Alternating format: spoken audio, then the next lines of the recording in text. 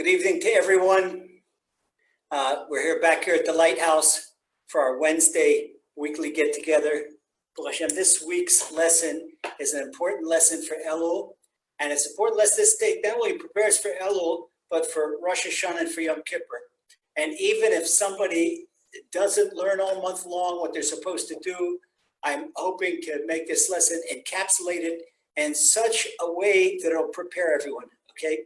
And it's entitled Moving Mountains.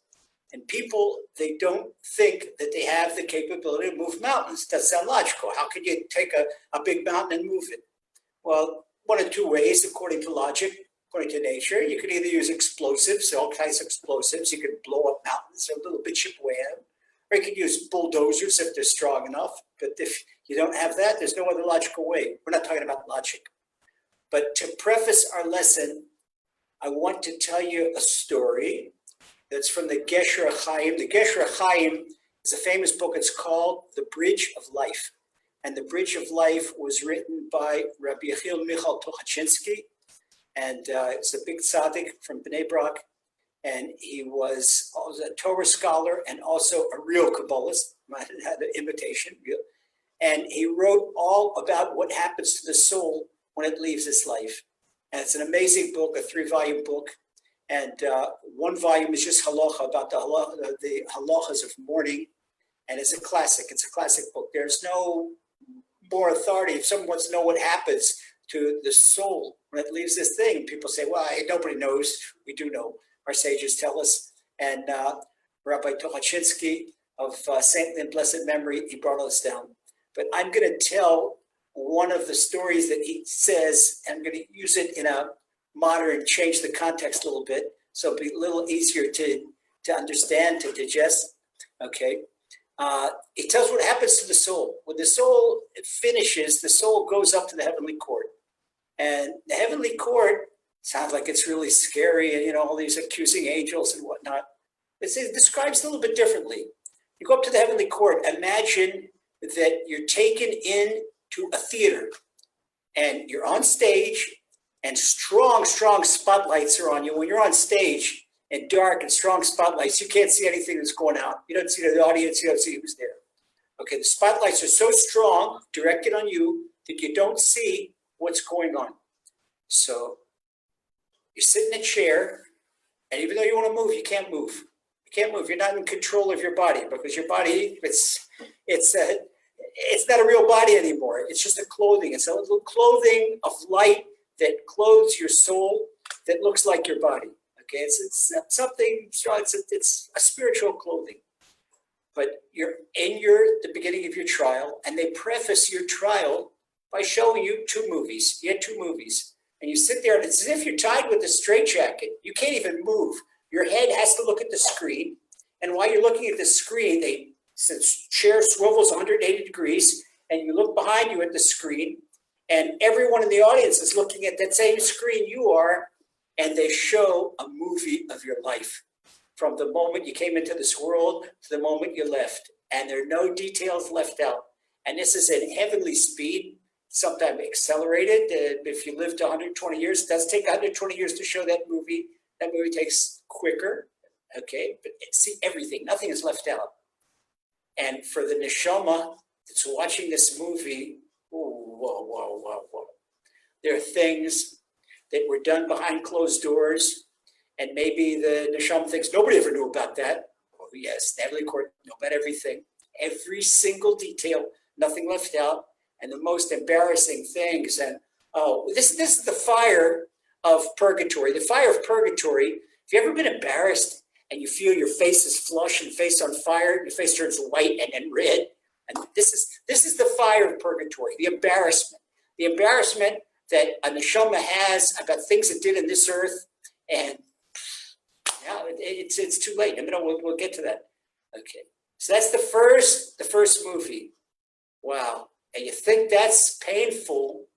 The second movie is much more painful. Now they show you the second movie.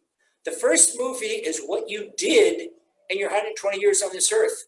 The second movie they show you before that prefaces your trial in the heavenly court tells you what you could have done, what Hashem gave you the power to do, the power of your soul, what you could have done, whether it's you could have completed all of Shas, all of the Talmud, whether you could have found a cure to cancer, whether you could have done, you could build an orphanage, whether you could become a rich person and a philanthropist, and this is what meant to do. Instead, you wasted your money on another thing. You wasted the show that Hashem gave you powers, unbelievable powers that no one else had, and the powers are wasted.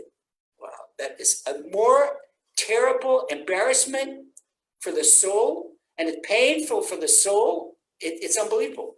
Okay, now the soul knows this even before it gets up to heavenly court. It gets up to heavenly court, it's escorted up to heavenly court. It depends what the soul did, what type of escort it gets up to the heavenly soul, whether it's the very good protective angels or the angels from the other side, not too good, and whether the soul comes escorted with an honor guard or in a ball and chains. It depends on what the soul did down here. But there's one common denominator of all the souls. The moment, the split second that the moment the soul leaves the body, the soul gives out a scream. This, the Gemara tells this. The soul gives out a scream that can be heard from one end of the earth to the other end of the earth. Well, what's a scream? What's the soul saying? The soul says, let me back in. Because the moment, you have to understand, when we are covered with this flesh and blood, physical, material body, what this does is it blocks divine light. That's why we need emuna. We need to believe in Hashem and to believe that Hashem is with us and to believe this is what emuna is for. In the next world, you don't need emuna because everyone, depending on what the level of the soul is, basks in divine light. And everybody knows that even, not only that, in Gehenna, in purgatory, they know more than what we do because everybody knows that Hashem is king and Hashem is the creator and Hashem is everything in purgatory. In fact, the Gemara also tells us, we're not talking about Zohar, we're talking about the Gemara, we're talking about revealed Torah. The Gemara tells us that Korach and his buddies are down in Gehenna and they're singing Moshe Emet V'Torato Emet, with little kids singing in kindergarten. Moshe is truth and the Torah is truth. Because he had a machloket, he argued, he contested Moses' rule, he wanted to rule, and now he's admitting the truth, he knows the truth. So Korach down in Gehenna knows the truth. Korach never comes up, but he's down in Gehenna forever and ever, says the Gemara, and this is what he's saying. So we know from this that down in Gehenna, they know what the truth is. People here don't know what the truth is. And the few people that are believers, believe in emuna, the world looks at them, oh, you're too good, you're out, this is not logical. Okay, we're going to talk about logic, about the limitations of logic. Logic is one of the biggest balls and chains that there are in this world because logic is the opposite of emuna. Now, as you saw that tonight's lesson is titled Moving Mountains. Okay, what is moving mountains? If we use the power that Hashem gave every single one of us has a power to move mountains. We say, well, how can you move mountains? But you know something? When we use our power, our logical power, and our cognizant power, and what we feel is our power's nature, our natural power, that is compared to a little kid with a shovel in the sandbox. Okay? Little boy, little girl, the shovel in the sandbox. And our powers that Hashem gives us is compared to a bulldozer. So you can compare what earth, the bulldozer can move the earth. Yeah, it moves earth. What the bulldozer can do, and what a little child with a shovel in a sandbox can do. How much sand can he move in a minute? Okay, how much can a bulldozer do? This is the complete difference. This is something, a tangible example, so we can understand what our spiritual potential is. So we say the soul wants to come back. Why does the soul want to come back? Because now, in an instant, the soul sees Hashem. The soul sees Hashem's compassion because there's no more jail. The exact split moment, 0.00001 milliseconds, that's how fast it takes the soul to see Hashem's light. And we saw the embarrassment in the Torah when Joseph reveals himself to his brothers and he says, Ani Yosef. He sends all the Egyptians out and he says, they think that they're talking to the viceroy of Egypt. And he says, no, I am Joseph, your brother. I am Joseph that you sold me into Egypt. The brothers are, oh, they're so embarrassed. Well, the Gemara tells us that the embarrassment that the brothers had when Joseph revealed himself, a flesh and blood brother revealed himself. You know, Joseph was a great tzaddik.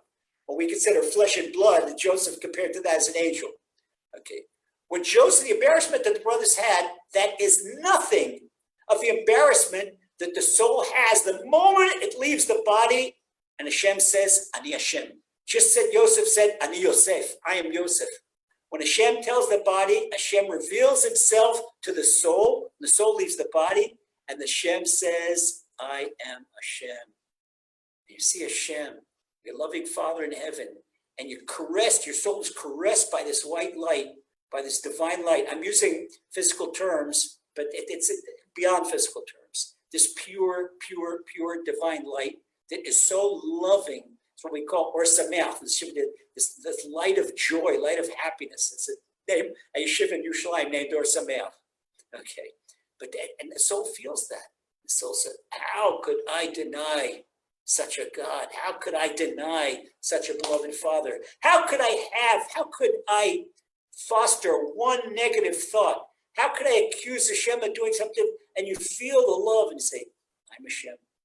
And this, Hosea the prophet says, it says this in chapter 5 of Hosea. It says, Hashem says, it did everything about it, but they spoke about me lies. What's we spoke about lie? Whenever a person thinks that Hashem is doing something difficult, they don't understand what Hashem is doing. Hashem is doing everything for our best. So what the soul gives the scream about, I want to correct, I want to do tshuva. Now they say, no, time out, the whistle's blown. It's now the football game is over, the basketball game is over, the game of life is over. It's finished. It's like a team that's lost by 3 points. No, we want to have a chance to do another touchdown. No more chance to do another touchdown. The game is over. The clock is out. There's no more time. So when the neshama yells out, it's out of frustration. What we want to do is we don't want to get there. We don't want to get to frustration. And people, why wait to 120 years and have this suffering? Okay, today's lesson, if you listen, you're not going to have that suffering. And it's probably, there's no bigger gift. There's no bigger gift. I like when my lessons are practical and a gift. I like to bring gifts to people that they can use it. They feel happier. They feel better in this life and the next life. Okay, it's not to quote and do this and to sound intelligent. Okay, don't sound intelligent. I just need to keep a high level.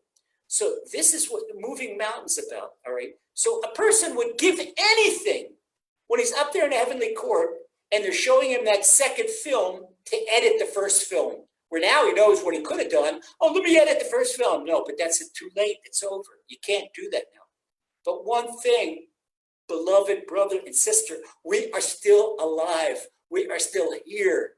And that's what they say, Kolod Chanel Doleg, as long as the candle is burning. It's a beautiful Yiddish song. Kolod Chanel Doleg. Okay, as long as the candle's burning, we can correct. This is the greatest thing in the world, and this is the gift of Elul. This is the gift of Elul. Hashem comes off the heavenly throne in Tishrei. It's hard to get to Hashem. Hashem is on the heavenly throne, and he's surrounded by all these hierarchies of angels, the archangels, and the Seraphim and Ophanim. I'm not even going to go into the different hierarchies of what's going on up in Shemayim. Angel, but now Hashem is like the king.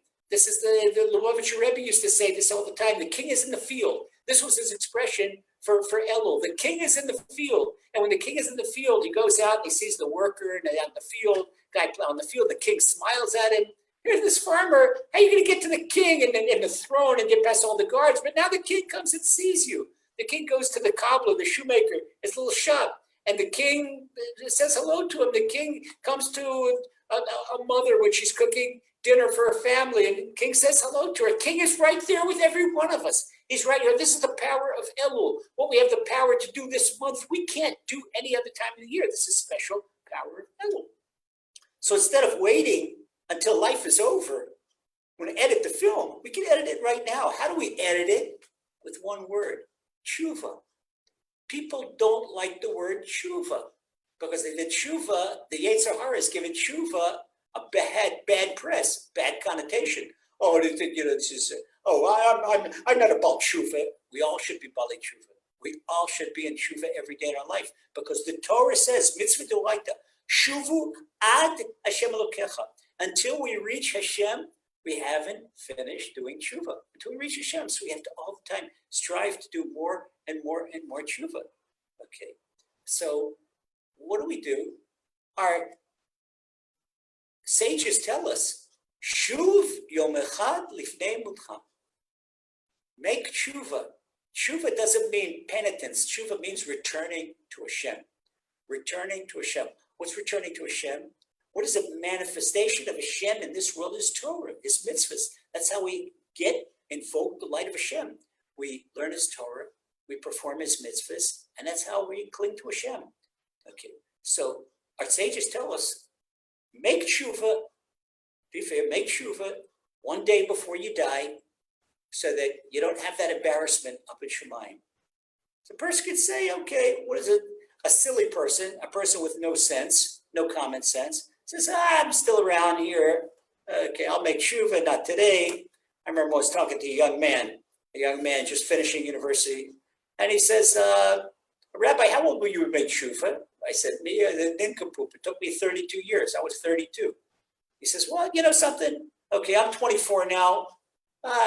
If it's good for Laser Bro, it's good for me. I'll wait till I'm 32. I said, no. It doesn't work like that.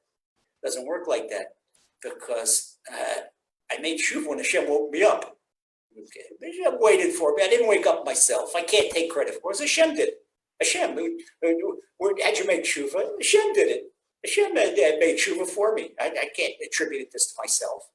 And I know Reb Luzer Briesel was one of my first teachers, a big tzaddik in Yerushalayim. He left this world at 102. And when he left this world, he had over 1,000 offspring. He had 14 kids, and every one of the 14 kids, they had at least 10 kids, and all those 10 kids he left the world at 1,000 offspring. Reb Luzer Briesel was a tremendous tzaddik.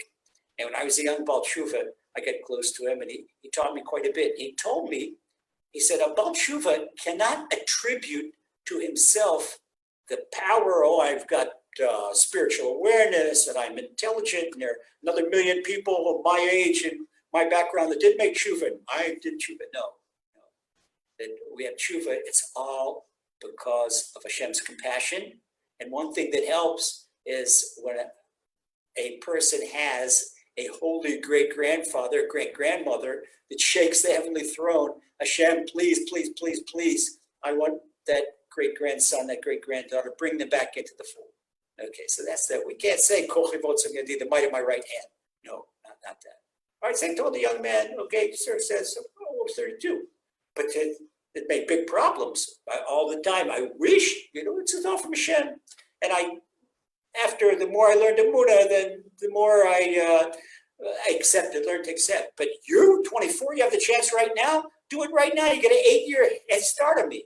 So if I did what I did, you could do so much more. Don't wait. And the same person, talk to another person, talk to people of all ages, all backgrounds. Another person that's 73. The person's 73, and he says, what, I'm going to do tshuva now? I'm going to do tshuva? So what do you mean? What are you talking like an old man? I'm only 2 years younger than you.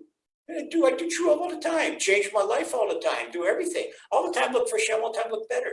Okay, when you say, I'm going to change my life, then you're old. You know what happens to old people? Old people have Alzheimer's or dementia. A person that's making tshuva is young because his neshama is young. He stays young. He or she stays young. And the neshama is young and they're vibrant and they're learning. You want to get close to Hashem. I promise you, as long as you strive to get close to Hashem all your life, to get closer and closer to Hashem, you're not going to know what Alzheimer's is. You're not going to know what dementia is. You're not going to know any of this. Because your neshama is young and your neshama keeps your body young. And it's the greatest thing in the world about tshuva. Okay, so where do we learn this power of tshuva? We don't talk about tshuva, we can move mountains. So we said that logic and our natural ability is like a shovel, a little kid's shovel in a sandbox. And tshuva is the power of a bulldozer to move the earth, to move mountains. Where do we learn this? Okay. First of all, a lot of my source material came from the holy Rebbe Yaakov Yitzchak Rabinovich of Pashischa. It's the holy Yid, they call him the Heilige Yid, the holy Jew of Pashischa. He's a big Rebbe. His teacher was the Choise of Lublin, and he eventually broke off from the Choise of Lublin, and he had a certain old Hasidic sect in Poland, one according to him. The Choise of Lublin, he's like the father of Polish Hasidus, but then he had one Talmud, Reb Bunima Pashischa, Reb Simcha Bunim. From Reb Simcha Bunim, his Talmud was the Chidushei Harim. From the Chidushei Harim came the Ger Hasidim. And from the Heilige Yid, they had other strains of Hasidim in Poland. He was unbelievably intelligent, and he put a big stress on learning. There were other Hasidim that put stress on miracles and doing things. He put stress on learning. It was an intellectual Hasidus. And Heilige Yid, he writes, he brings a midrash from Breshit.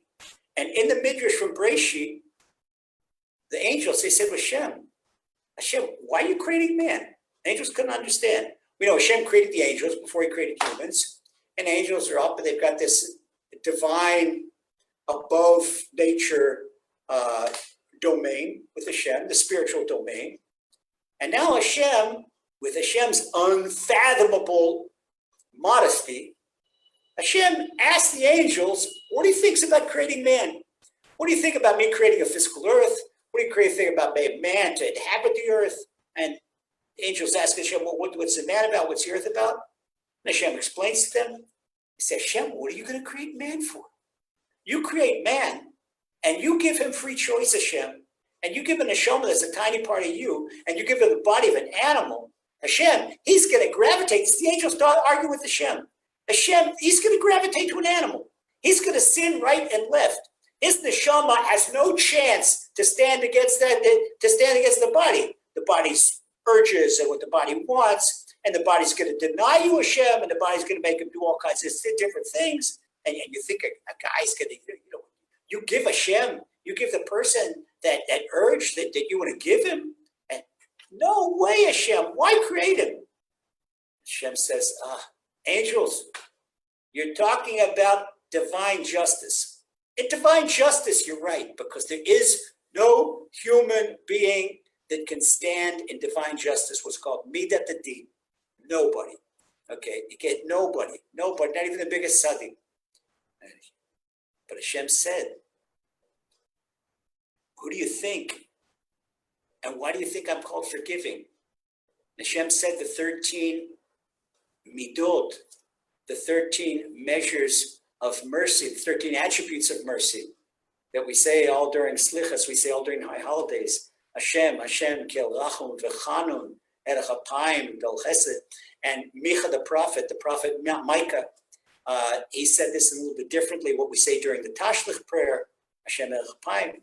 Hashem says, what do you think I'm called? He says to the angels, what do you think I'm called compassionate for? What do you think I'm called forgiving for? Not because of divine justice, because of divine mercy.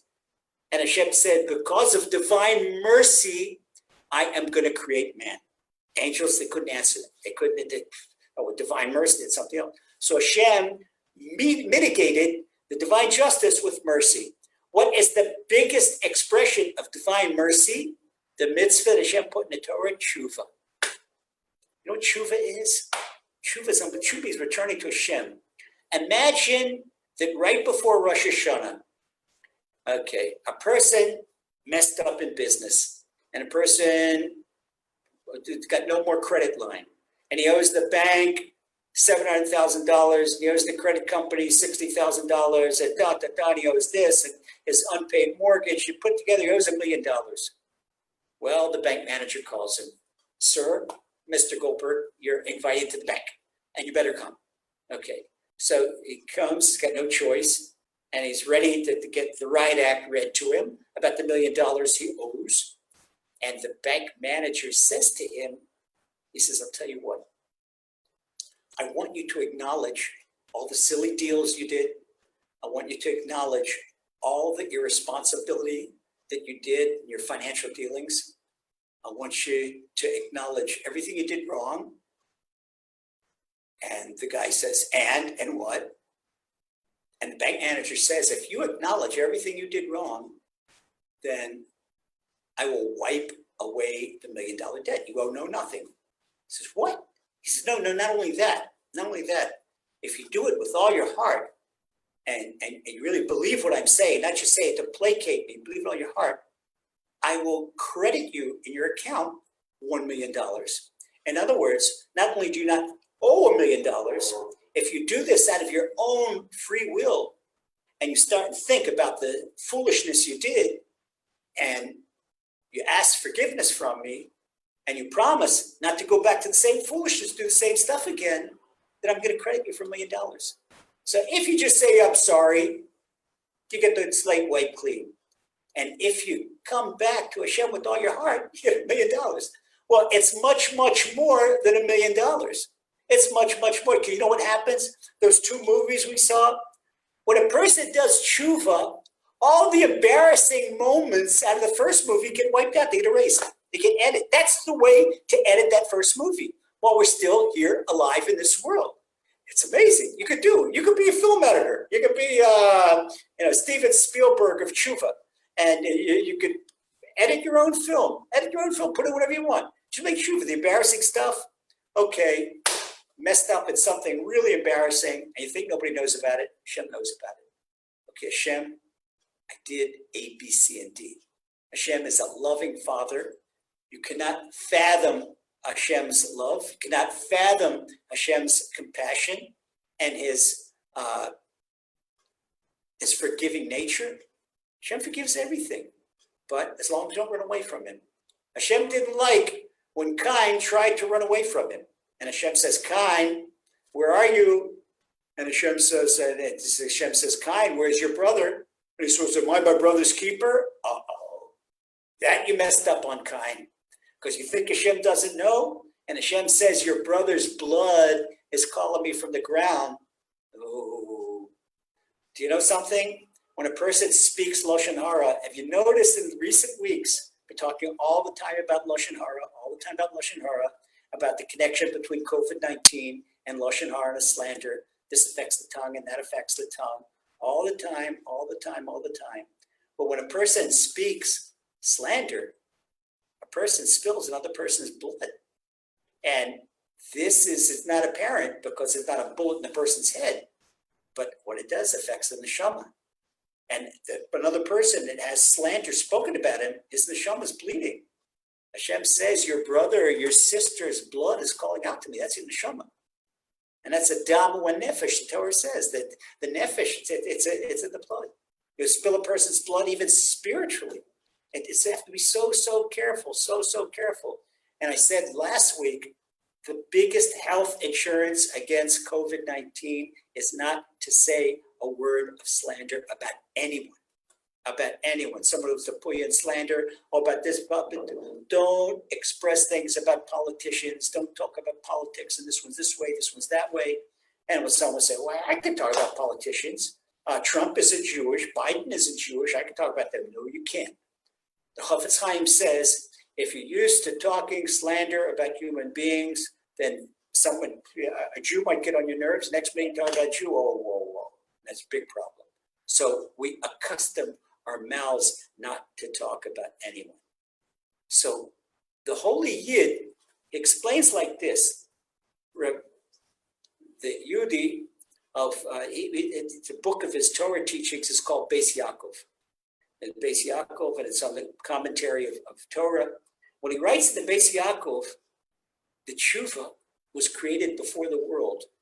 In other words, Hashem, when he created his 13 attributes, and Hashem put them into the spiritual potential, they're going to go into the world. Hashem created tshuva because this was the biggest expression of Hashem's love and Hashem's mercy and Hashem's compassion. When a person does wrong, he does tshuva. Okay, actually, you do damage. You do damage. You back into somebody's car. Okay, cars back into somebody's car, do damage. Okay, and you say to the person, "Oh, I'm so sorry. Fix that. That's okay. I forgive you." It's crazy. But tshuva is stronger than all that. Tshuva is so strong, just so long as we're sincere about it. Okay, so he says, since tshuva was created before the world, and tshuva is above nature, and tshuva defies logic, then tshuva overrides nature and overrides logic. Do you know what this means? This is profound. Suppose you have a blockage in your life. You have an obstacle in life. Okay, you get this from people all the time. Rabbi, I can't understand. I'm trying to get a certain job, trying to land a certain job, and I've got all the qualifications, just doesn't seem to happen. Or a person, say, that's in real estate, and he's trying to sell houses or something like that. And he's got the best properties at the best price, and it's not happening. Or something else, a person waiting for a shidduch, and it's not happening. He can't understand what is going on. Why he's not getting what he needs? Well, it's a blockage. It's a blockage. It's imagine a big boulder in the middle of Highway 95. A boulder that you can't, the boulder's blocking 4 lanes. You can't circumvent the boulder. So what do you need? You need a bulldozer to get the boulder out of your way. What's the bulldozer? The bulldozer is tshuva. A person does tshuva, and a person makes cheshbon nefesh. He makes stock in himself or herself and self-assessment, and this moves the blockage. Because this corrects the blockage. The person, and what you do, we're going to learn how to do this. And it is so simple. When you learn how simple it is, you're not going to believe it. It is so simple to do tshuva. Okay, we're going to learn this right. We're going to learn this also. All right. So the Holy Yid says like this. The Midrash says, Midat Din, divine justice. A person can't stand in front of divine justice. That's what we say in Asher Yotzar prayer.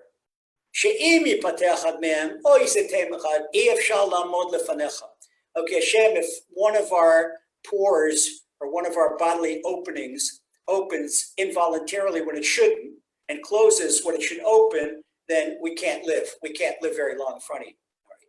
So the Heilige Yid says, this is talking about the neshama. He says, without tshuva, when a person is subject to divine justice, it is impossible to stand before Hashem. But here's what the Yid says, and this is chidush. He says that if a person makes tshuva, especially during the month of Elul, when Hashem is amongst us, Hashem, the access to Hashem is so easy. Hashem is so accessible. When a person makes tshuva during the month of Elul, person, you know what it says? He says, Efshar la'amod ulitkayem lefanecha. Hashem, it is now possible to stand before you. And he brings something, it makes the hair of my palm stand up. He says that if you look at the initials, Efshar, Aleph, Litkayem, Lamed, Vila Amod, Vav, Lefanecha, Lamed, it's the initials of Elul. When the neshama says, Hashem, I can stand before you. Why? The ticket is with tshuva. So, wow. A person, his lack of power and all the blockages in his life, Hashem is a loving father. Hashem wants to give you everything. Hashem wants you to be successful. Hashem wants you to be rich. Hashem wants you to have great shidduchim for your kids. Hashem wants you to have great shidduch for yourself. Hashem wants you to have great health. Hashem wants you to have everything. But Hashem needs a vessel for all this divine light. Abundance is divine light. Okay, it all comes from divine light. So Hashem needs a vessel. When a person transgresses Torah, he goes against the vessel. He breaks the vessel. So Hashem doesn't take fine wine and pour it on the floor. It doesn't work like that. Hashem wants a nice crystal goblet, nice clean crystal goblet. When you make tshuva, your neshama becomes a clean crystal goblet, and it's a vessel for all types of abundance. And the greatest abundance there is getting close to Hashem. When your neshama can feel Hashem in this world.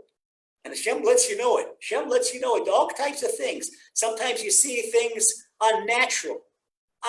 You see a bird that's very much afraid of people. And all of a sudden, that little bird stands right next to you and looks up to you. You're taking a walk in the park. And this little shy bird just looks up to you and sure, doesn't move. They say, what?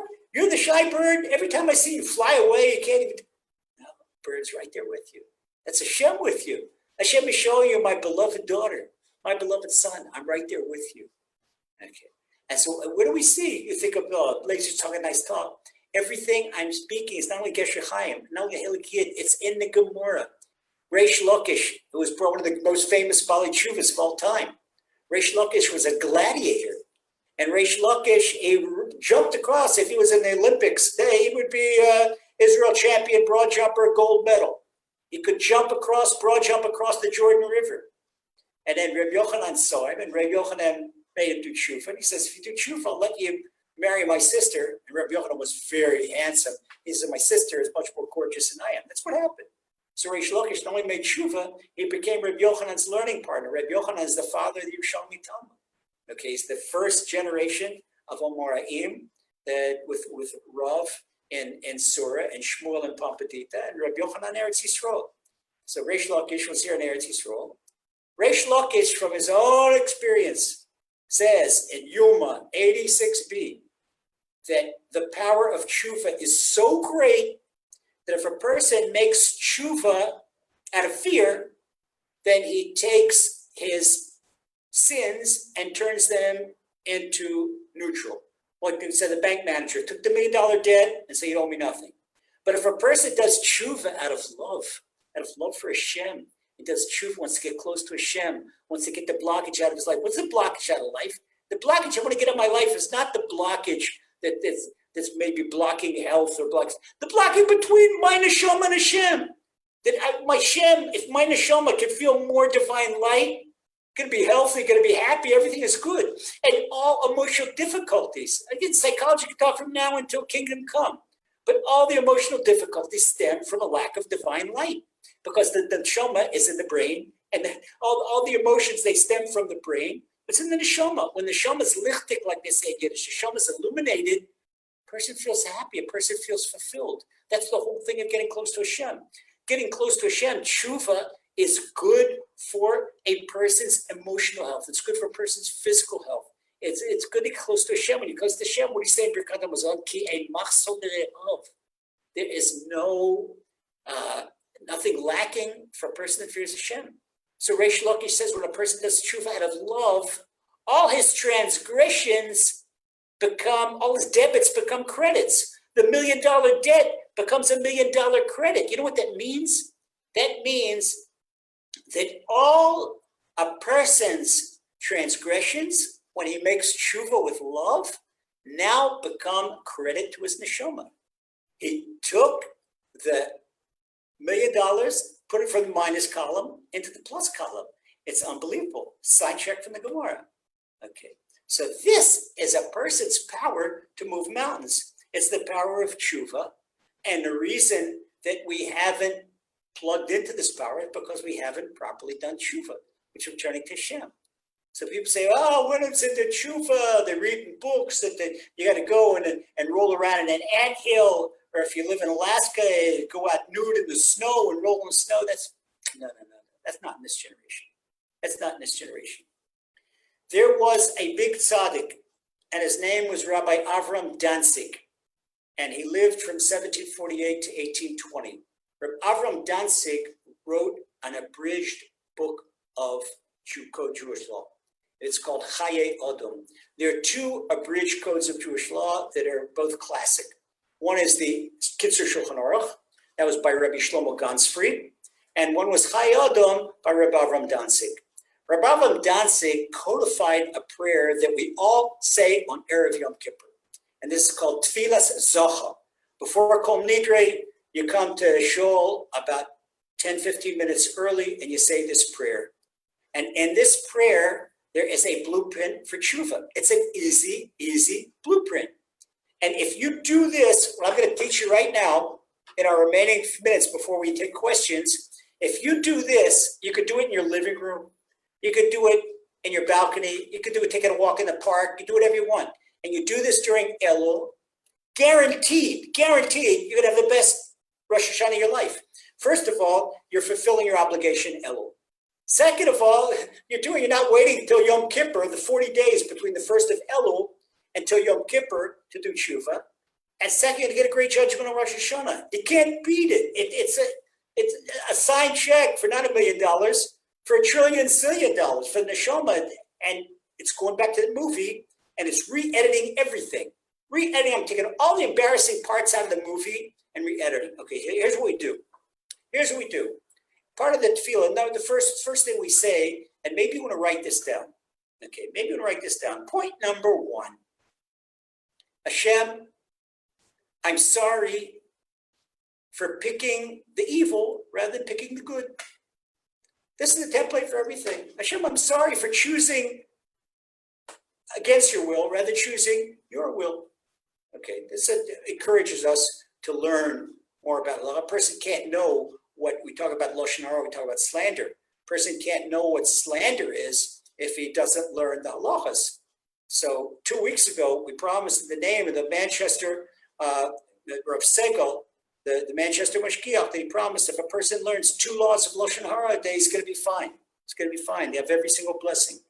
Okay, so we apologize to Hashem for choosing evil rather than choosing good.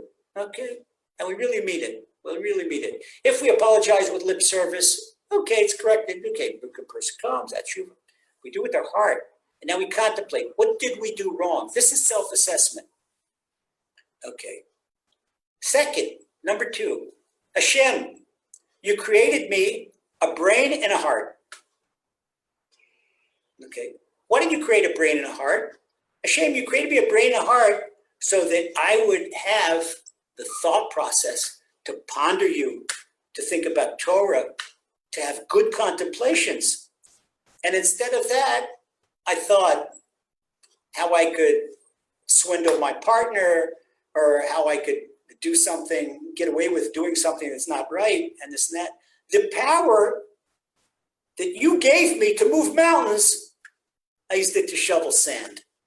Not only that, shoveling sand, okay, that's, and shoveling sand, this is the power you gave me. Hashem, you gave me a mind to learn Torah. So what did I do with the Torah that you gave me to learn? I was on Facebook chat, or Google chat, or Twitter. This is, okay, that's shoveling sand. But when a person takes that mind to think about, to contemplate about things he shouldn't contemplate, like another person's spouse. How many people, so I'm not doing anything wrong. Just think about another person's spouse. And you look at someone and you say, boy, what would it be like to be married to that person? Much better than my wife, much better than my husband. Wow, that's a bad contemplation. Because Hashem gave you your wife and Hashem gave you your husband for your own good. Hashem knows exactly what's perfect for you.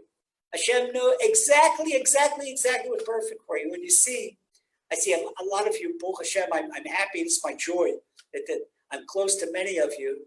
And I see couples out there, I can't imagine in the world somebody more befitting for Elisheva than Gennady. No, in the world, nothing. What a beautiful couple. I cannot imagine somebody more befitting for David than Denise. They even look like twins. They're both beautiful. I can't imagine one by one. I think about you, the one close to it, and your spouse. And to even think about something else. Hashem gave you what's perfect.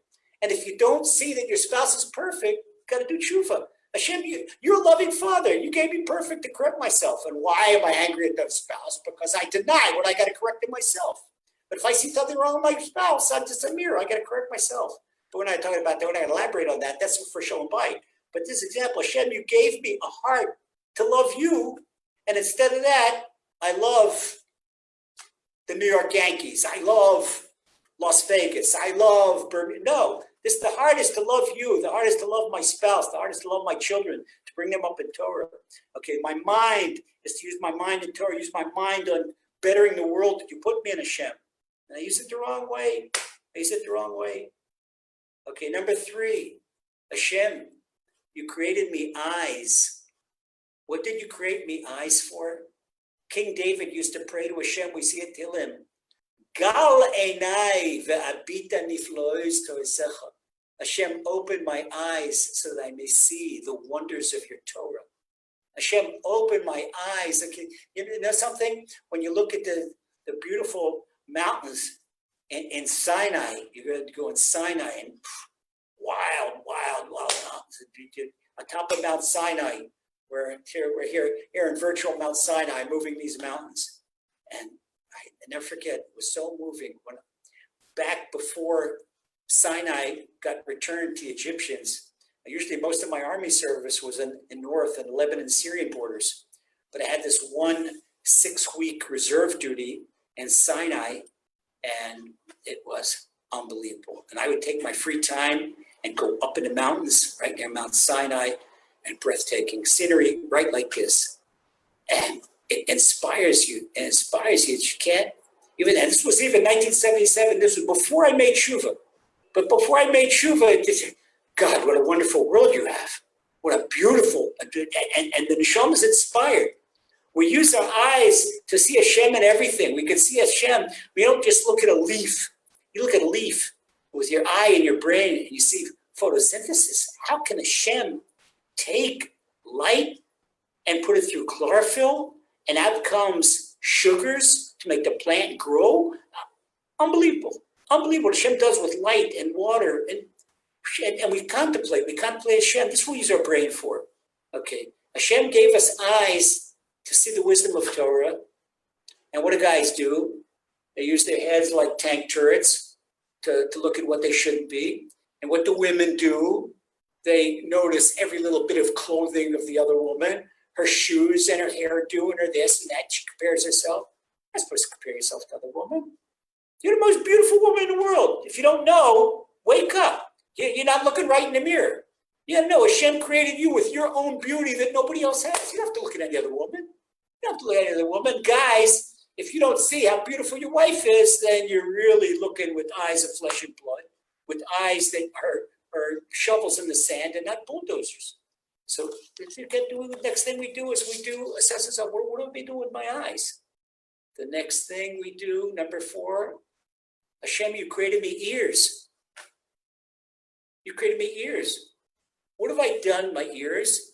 One thing that is great, everybody that's hearing the lesson tonight, you could say, when Hashem created me, is like, yeah, I'm listening to a lesson about Teshuva, this is Hashem, we're all together, learning together.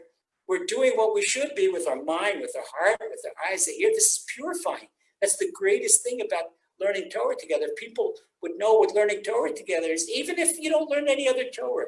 Even if you don't learn any other Torah and you have it once a week, and together with Lighthouse, and we strengthen ourselves in emuna, and we hear words of Torah, this is fantastic. It is fantastic. All the more so if a person learns a little bit every day. So Hashem, you gave me Torah. You gave me ears that I should be inspired by the voice of prayer and shul, that I should listen to good things. I should listen to it instead. What do I do with the ears? Listen to gossip, listen to slander. This is what the type of thing. And there's nobody, the Gemara says there's nobody that gets away clean from this. The Gemara and Baba Basra, nobody gets away clean. We all have to do tshuva for this. We all have to do tshuva for this. And it's funny, this week, I took time self-assessment and made, with tears in my, Hashem, help me use my ears the way I should, and help me, I shouldn't listen to slander, boom, boom, boom, boom, boom.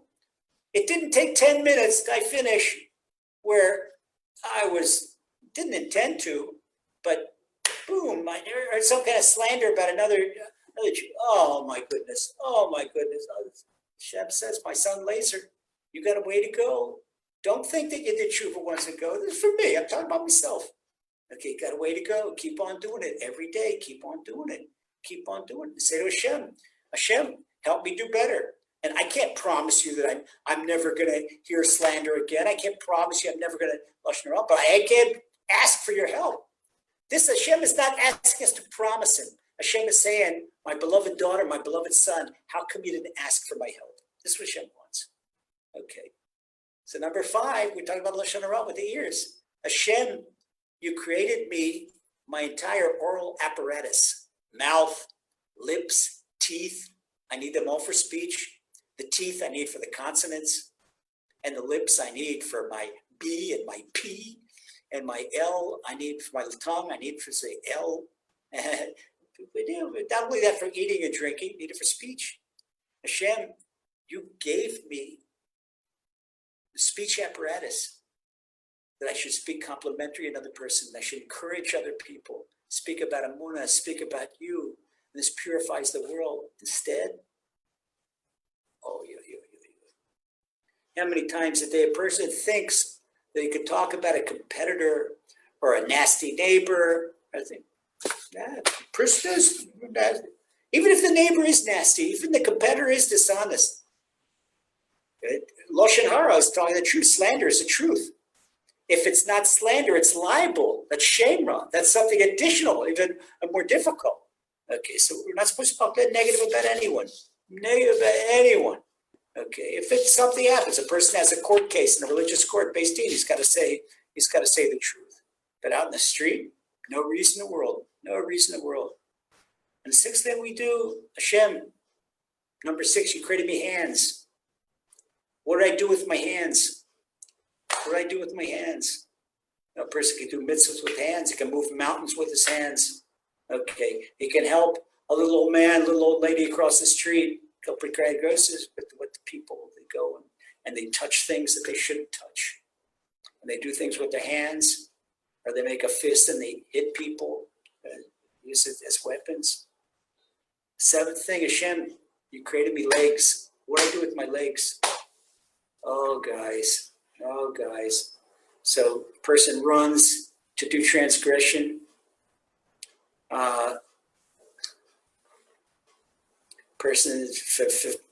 Person maybe not modest and maybe reveals her legs to someone that she shouldn't do. People say, I'm not going to be approved. Oh, no, gotta be careful. We all have to do everything and consider what we're doing with our legs. And our legs should carry us to the study hall, carry us to shul, and we should do mitzvahs with our legs. Okay. And then the whole thing, we assess our whole body. This is it. When you do assessment like this, you go from head to toe. You have done perfect tshuva. Perfect tshuva. And if you find something wrong, all you do is say, Hashem, I'm sorry I did it. Don't hide it. Hashem, I admit, I hold up to it. Because King Solomon says, that a person who confesses to Hashem, Hashem comforts them. And you say, Hashem, I'm sorry I did it. And Hashem, help me do better. You don't have to say, I promise to do better. No, Hashem, you help me to do better, because we can't do without Hashem's help. And that is the whole thing. It is so simple. Yeah, the 8 steps, like a pilot, before he takes off, he checks all the different systems, his avionics, he checks the port engine, starboard engine, he checks his elevators, checks his landing gear, check this, that, check. This is the way we check ourselves. We check ourselves during Elul like this, perfect tshuva. And this is taken, I watered it down, condensed it from Tefillah Zacha. And you'll see, this is the Tefillah that we get in shul. We will all say it on Yom Kippur. And you'll feel, before Kol Nidre, you say this prayer. Wow, yeah, I messed up. But I've been trying to do my best. And that's all that counts. That's all Hashem expects. Hashem does not expect any one of us to be perfect, because we're not perfect. Hashem expects us to try and do our very best. And when we do our best, you know what Hashem's going to do? He is going to move mountains for us. You'll see. Speeding our days, amen. We'll move mountains. We'll bring in gathering the exiles. He'll build Beit HaMikdash, clear all the obstacles building Beit HaMikdash, and bring Mashiach Tzidkenu. With all the big obstacles in that way, can bring us Mashiach. Speeding our days, amen. And you have the very, very best year of your life. Tov Shin Pei Aleph, New Year 5781. Amen. God bless.